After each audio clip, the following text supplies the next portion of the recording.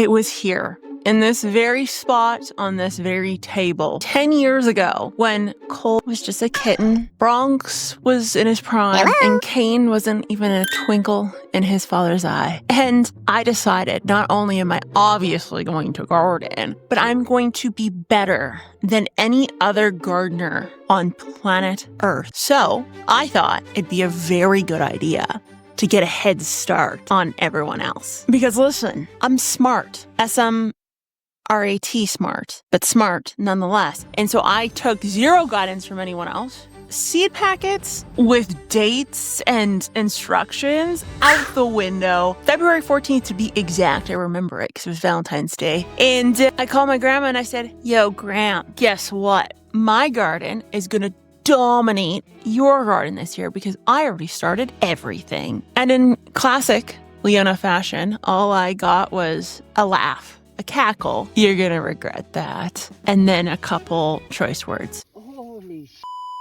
And that year has stuck with me for the last 11 years because let me tell you, it was stressful. A lot of things didn't make it. What did make it was haggard AF. So with that being said, I don't want you guys to make the same SMRAT smart choices. I'm going to give you a list of plants that you should never start early, and also how to remedy ones that you start early and ones you should actually start early and why. Literally, I'm just going to give you a guide on why starting plants in February and even March may or may not be a good choice for you, depending on what your life goals are. And if you're lucky, Geek Crew, by the end, I will teach you how to grow a Cole inside of your planters, because this is the best cat bed in the world, according to this guy. When it comes to seeds, the ones that I argue can be started too early, despite even what the packaging may say, are things like trailing, flowering type plants, vining plants like tomatoes or black-eyed Susans, and anything that has flowers that do not self-clean, meaning if you're not constantly deadheading, trimming back, you end up with a plant that simply stops flowering. Think Alyssa or Lobelia are two really great examples of this, and ones I most definitely have experienced, particularly in that first year. As you can tell, I'm not particularly well set up yet. And yes, I am starting seeds on the ground because I'm too lazy to set up a table. Anyways, so here are the issues that you will encounter if you choose to start any of those plants too early. And like, to put it into perspective, my tomatoes, I will start, a majority of my plants actually, I do start end of March, beginning of April. So that means you still have like a month and a half if you're gonna follow the schedule I follow. So there's 4 kind of issues when it comes to actually starting plants too early. Number 1 is overgrowth. Now, overgrowth, you may think to yourself, well, is that really a big deal? And it is if the plant can't be properly supported, which results in breakage, or if when you go to transplant, you end up with a plant that does not transplant well. And that happens quite commonly with many perennials and annuals out there. They just get to a certain size where they just don't go in the ground right. The next thing is flowering. And so you're probably thinking, why is flowering a bad thing? So when we look at inflorescence from a scientific standpoint, and inflorescence is simply the fancy scientific terminology that we use to describe flowers and the pieces and parts that make up said flower. Anyways, when we look at these, we know that it is a plant's reaction to survival. It's the way that it basically spreads its genetics across planet Earth. And so flowering, while it's a beautiful thing and we love to see it, it results in fruits and yields, it also is technically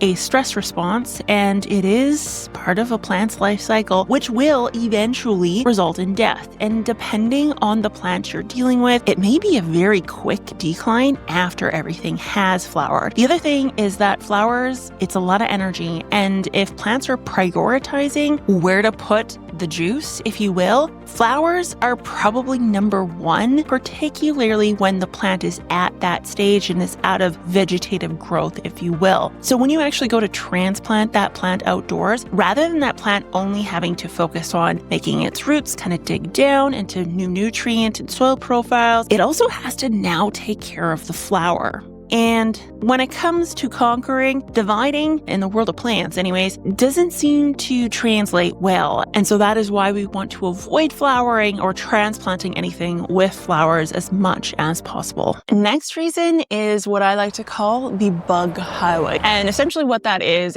anywhere that leaves from different plants are touching each other. And so this corner is the corner of anarchy, where I have a elephant ear combined with a fiddle leaf fig, combined with a Hoya, a lipstick plant. Everything's touching. Everything's touching. It's a big old orgy in this corner. And that orgy spreads disease, just like probably most orgies do. But regardless, that is what we want to avoid, because in our greenhouses, even if they are the same plant, disease in the form of bugs, fungal, bacterial, even viral in some cases, will spread much faster on plants that are touching or beginning to become tangled. If you are limited in space, if you're rich and that's not the case for you, then lucky you, me, not so much. I mean, I'm growing seeds on the ground right now. So the last factor is how quickly things begin to dry out. I personally am a start in a seed cell person, bump up once, preferably not bump up again when at all possible. So because of that, you can and will guaranteed end up with a lot of pots that dry out.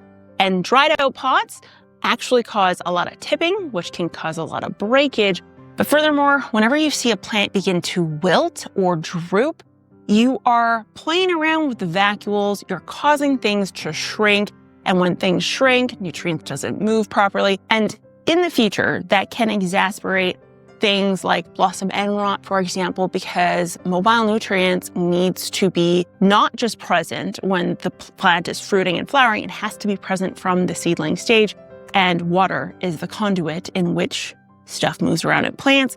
If it's lacking, you end up with weaker, sicker plants. And I'm serious, just a couple wilting episodes can and will affect the ultimate yield or the performance of that plant in the future. The exception of this, I think you could probably argue, is perennials, only because they're meant to come back every year. Every year. Like I said, SMRAT, smart. So here's a little bit of hypocrisy for you. There actually are reasons why you would want to start plants early, particularly right now in February, even if you are in a cold climate. Now, number one is for Canadians and anyone else who has atrocious produce prices, like Canadians, that are only gonna go up from here because #tariffs. Anyways, the utilization of early harvest. Now, I don't mean early harvest as in things will flower and fruit and you'll get things sooner in the summer, which, by the way, that does not happen ever. What I do mean is harvest indoors right now in this moment. Now, the other reason to start early would be in the case of herbs. If you go this route, don't be like Ashley and buy the herb and then forget to water the herb, because that would be silly and dumb. This is a rosemary plant that, rest in peace, it was beautiful. It served its purpose at Christmas time by making meals. Now it's dead. Herbs are very nice to start early because not only can you harvest from them and obviously use them in cooking, but in the case of things like basil or rosemary or thyme, anything that has like a main stalk with branches off of it, when you top, it makes a bushier plant, which obviously translates into more harvest in the summer. Fantastic. Plus, when you top, you can prevent flowering, bolting, and you just keep it in a vegetative state. So topping, if you did not know what that is, it is simply removing the leading edge, the apical meristem, where the hormone auxin is contained. It's literally just the top of the plant where all the juices are that kind of propel growth forward. When you remove this, it redistributes auxin, which in turn results in more branching and a bushier plant and keeping the plant in a vegetative state, similar to what we see with herbs. And like I said, the two most common ones you would do this with would be cannabis, along with pepper plants and tomatoes. Now, it's not limited to these, but those are probably the top 3, if you're in Canada, you definitely want to start this earlier because we have a shorter growing season, and topping plants later in the year, it does not equate to good things for us. We actually end up with lower yields or no yields at all. So if you intend to top, then starting now is a great idea. Just keep in mind that you may have to top up until a point, usually end of March, beginning of April, where you can then allow the plant to just take off naturally. Reason number 2 is going to be perennials. Now, I'm going to be honest with you guys. I don't often start perennials from seed, but that does not mean it's not possible. It's very much so possible. And if you choose to go this route, starting these earlier than even what necessarily the seed packet says can result in a larger root biomass. Now, this only translates into those sorts of results if you babied the bejeebus out of said plant. It is like your firstborn child. I'm a firstborn child. I'm not sure that I got that sort of a special treatment. I also have red hair, so that probably is why it didn't translate into me being babied. But your perennials that don't have red hair, you can baby these. Lots of water, lots of fertilizer, taking a lot of time to harden them off.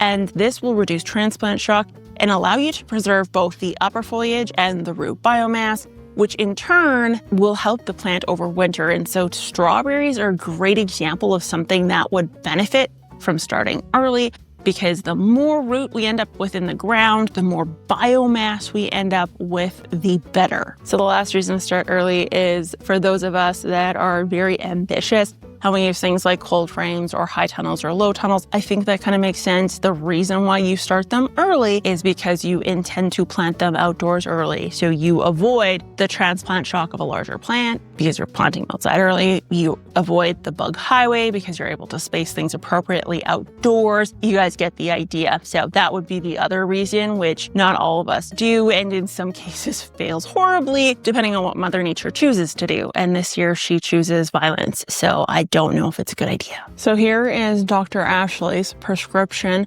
for if you actually did start things early and now you're like, oh crap, what do I do? Because this is fixable. Number 1 is throw everything in the garbage and restart when the time is right. Joking. I'm joking. I'm not joking, but I'm joking. Number 1 is going to be spread it out. So we don't want the plants to compete with each other, particularly for light, because that can and will result in leggy plants, which is a whole separate discussion that we want to avoid. So to avoid that, spreading the plants out, and this obviously means more grow lights, etc. and so forth. But the idea here is that there's no bug highways, there is no canopies kind of overlaying each other, and everyone is able to do their own stuff separate. Number 2 is when you water, you want to water with just water and or use a growing medium that's a little lackluster in nutrients, that sort of thing. We want to restrict nutrient uptake. In particular, we're speaking to nitrogen. I said that because I've got nitrogen. We want to restrict nitrogen uptake. So obviously, reducing the amount of fertilizer in our water is helpful. This is not a fail-safe method by any stretch of the imagination, and it can go horribly wrong, actually, quite often. But it will, slow down the vegetative state slightly if you do it correctly. But again, that one's another one that you want to do in conjunction with abiotic factors like cooler and really intense light, because you need to restrict the actual physical growth of the plant. Otherwise, you just end up with a plant that's nutrient deficient and weak. Number 3 is actually increasing the light intensity. Sounds weird, but intense light, whether it's closer to the plant, the dimmer's turned up, or simply you have more lights in the space, all of these things will and can actually restrict growth to an extent because of the pressure and the stress that it puts on the plant. Now, keep in mind, if a plant is notorious for bolting and the light is giving off heat, there is a chance you will end up with bolted plants. So you don't want to do it for those cases. But in the case of tomatoes, say, an intense light, where you end up with a little bit of sunburn sometimes, you back it off, that will obviously keep things short and compact, but is a great way to ensure that you still end up with a plant that is good to be transplanted outdoors. Number, whatever we're on, decreasing the air movement. So we all know about fans. And we know that the reason for fans is because It reduces the rate of evapotranspiration, which is simply the loss of water from the system. And if the loss of water is via respiration, what that means is that we end up with more water uptake, which ends up with more nutrient uptake, which obviously translates into a faster growing plant. So if we're able to restrict that a little bit, we slow down the uptake of nutrients, which in turn, hypothetically, should result in a plant that is growing a little bit slower. This one, controversial, but planting the plant deeper. And by controversial, what I mean by that is a lot of people don't think that it causes stress or that that process is stressful to a plant. But think of it this way, if you were forced to grow webbed feet because now you live in the water and that is the best way for you to maneuver, a lot of energy that has to go in that evolutionary wise. And so when we end up forcing a plant to grow roots because we've stuck the stem in the ground, which forces the undifferentiated stem cell tissue to make roots instead of stem, which is what they're initially meant for, it's energy. So a lot of energy has to go into that, but that energy being redirected into root biomass rather than leaf biomass can work in your favor if you start your plants too early.